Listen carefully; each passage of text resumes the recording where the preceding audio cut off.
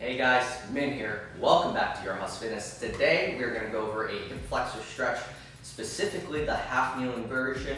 I'll give you guys the base and I'll give you guys some regressions, some progressions, and the kind of like whys and the nuances of it, alright? It's very easy to mess the stretch up, but I think it's so essential since we spend so much time sitting. If we have a sedentary lifestyle, you're working 9 to 5, you're not very active, you're typically in a seated position, like so, and your hip flexors are just always engaged, always tight. So let's loosen them up, let's get you feeling good.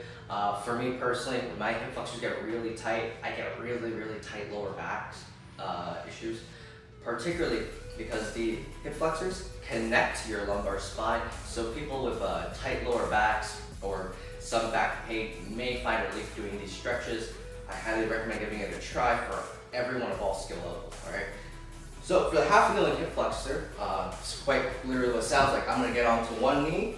I have one leg up in front of me. I have this little pad here just to keep my knees feel pain-free, especially if you have a hardwood floor, some tile floor, a yoga mat, a pad, a mat is fantastic for this. I'm gonna take this half kneeling position right here. Looks very simple at first, but I'm gonna give you a few details that'll help you out. A lot of times when I put people into the half kneeling position when I'm coaching them, they already start kind of rounded, right? You can imagine someone sitting in front of a computer, you know, they're all tight. So a few things I want to do is, I need to get my hips extended forward. So I'm going to squeeze my glutes, squeeze my hamstrings, and I'm going to press my hips forward. In doing so, you may notice my chest will naturally come up. That's because my hips are now in extension. Most of the time, we're always in some form of flexion. Just squeezing your glutes, which is a hip extensor muscles, will extend your hips. The next tip I can give you is to take your hips from an anterior tilt to something like a posterior tilt.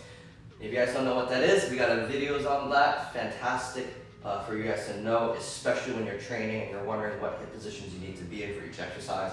But most of the time, we're in an anterior pelvic tilt, rounded chest. So just by using my glutes, I'm gonna fix these two things. I'm gonna squeeze my right glute, and then I'm gonna tuck my pelvis in, and I'm gonna naturally start bringing my torso back up.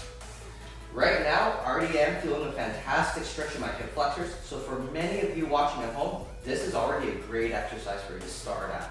Particularly if you never used that posterior tilt tip, you're gonna really feel your hip flexors, and that's because your hip flexors will actually lengthen the most in that posterior tilt position instead of an anterior tilt, which recruits your hip flexors to actually contract into a shorter position. So I'm gonna bring it into a lengthened position by doing that. A few other tips I can give you. I'm gonna face the camera now so you guys can see. We were talking about the hips, the pelvis. There's one last little tip I can give you, and that's to take the same side, lower back of your hip flexors into lateral flexion away from the hip. All right, it's really important.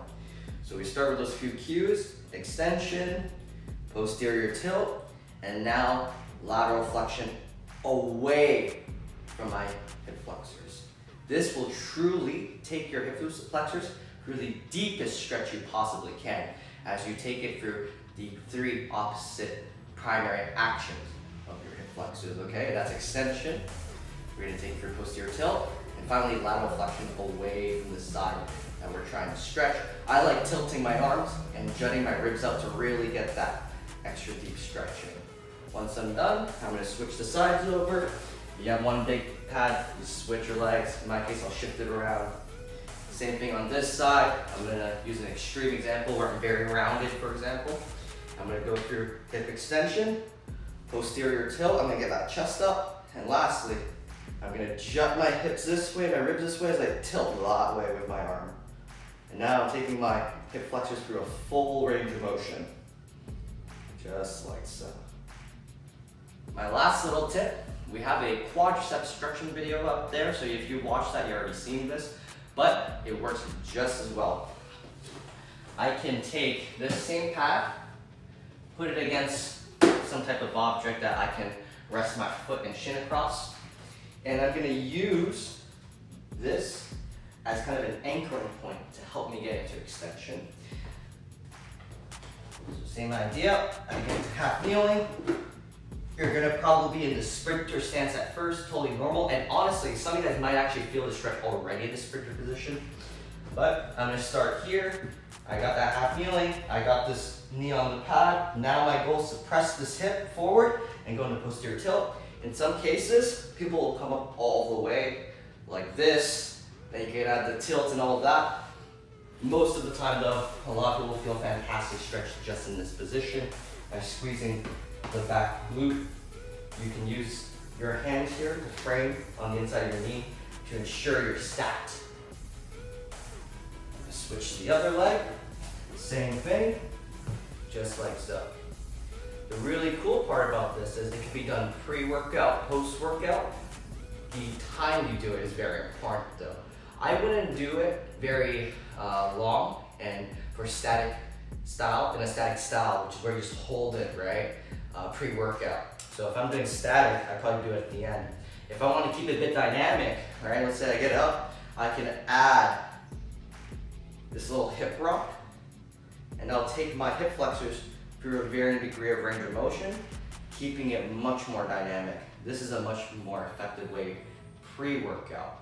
And that's because long static stretches do weaken your muscles acutely right after you do it, but dynamic stretches can lengthen your muscles out without taking away your strength in your muscles, okay? So I would do something like this, pre-workout, and if it was post-workout, I just hold it for like 40 seconds, all right? Doesn't mean you can't do static. As long as it's under like 40 seconds, you should be a-okay for this, if you want to do some static before. And if you're really tight, go ahead, go do static. You need it more so than being dynamic, okay? You need mobility to function effectively in the gym, all right? Here we go. A couple of half kneeling hip flexor stretch for you guys. Give them a try those variations out. We'll see you next time.